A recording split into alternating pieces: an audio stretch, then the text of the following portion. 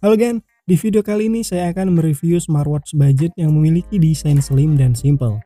Yang mungkin aja smartwatch ini bakalan menjadi salah satu inceran kalian ketika lagi pingin ngebeli smartwatch murah. Bersama saya Rama dan ini adalah video review H80 smartwatch. Dan mari langsung aja kita mulai videonya. Untuk desainnya sebenarnya H80 smartwatch ini kelihatan benar-benar familiar dan gak asing banget.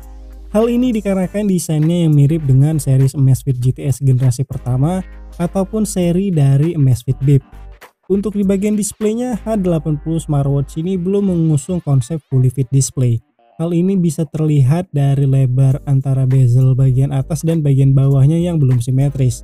Tapi ini nggak terlalu masalah sih. Namanya juga smartwatch murah ya, jadi pasti bakalan tetap bisa dimaklumi. Lalu biarpun H80 smartwatch ini masih menggunakan jenis panel TFT, menurut saya nggak ada masalah. Dilihat dari berbagai view angle yang cukup ekstrim sekalipun, menurut saya tampilan waktu ataupun informasi lain di H80 smartwatch ini masih bisa terlihat dengan sangat jelas. Untuk kontras di bawah matahari juga smartwatch ini menurut saya masih oke-oke aja. Mata saya tetap bisa melihat dengan jelas semua informasi yang ada di display smartwatch ini. Namun ini dengan syarat brightness-nya harus full ya, karena kalau enggak ya jadi bakalan kelihatan gelap atau redup. Selanjutnya kalau untuk build quality, H80 smartwatch ini menurut saya sudah memiliki build quality yang lumayan bagus. Ketika saya pegang, kesan solidnya itu dapat banget, nggak berasa kopong ataupun ringkih.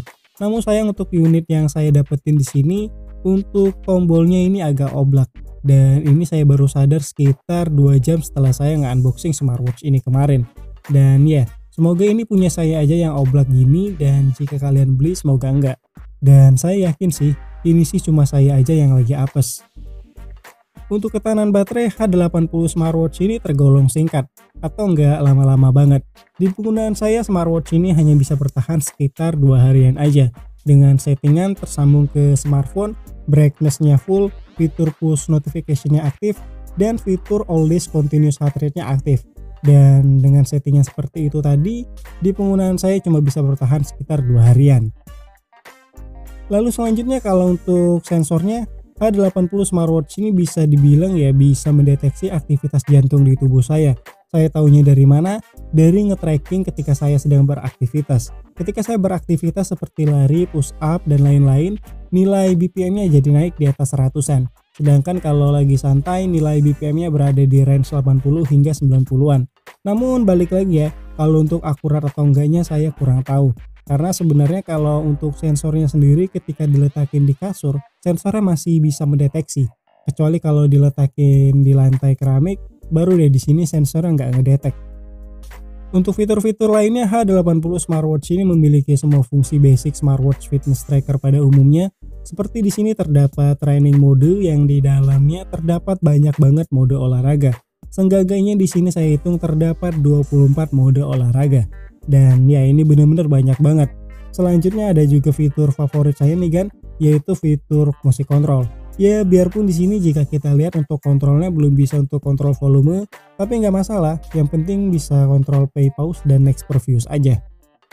Selanjutnya jika untuk watch face-nya sendiri, H80 smartwatch ini untuk di smartwatch-nya sudah terinstall 4 watch face. 3 watch face merupakan watch face bawaan dari smartwatch, sedangkan 1 watch face lagi merupakan watch face yang bisa kita ganti-ganti lewat aplikasi GloryFit. Untuk pilihan watch face di aplikasi GloryFit-nya juga lumayan banyak nih kan. Namun di sini saya ada satu nemuin kekurangan, yaitu di bagian custom watch face-nya. Saya udah coba beberapa kali ngeload foto dari galeri untuk custom watch face, namun selalu gagal. Malah terkadang aplikasi GloryFit-nya sendiri sampai foreclose atau keluar sendiri.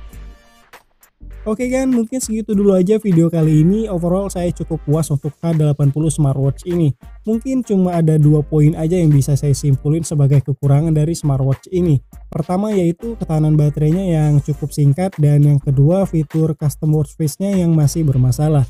Untuk selebihnya sih oke-oke aja, nggak ada masalah, dan saya tetap happy banget selama menggunakan H80 smartwatch ini.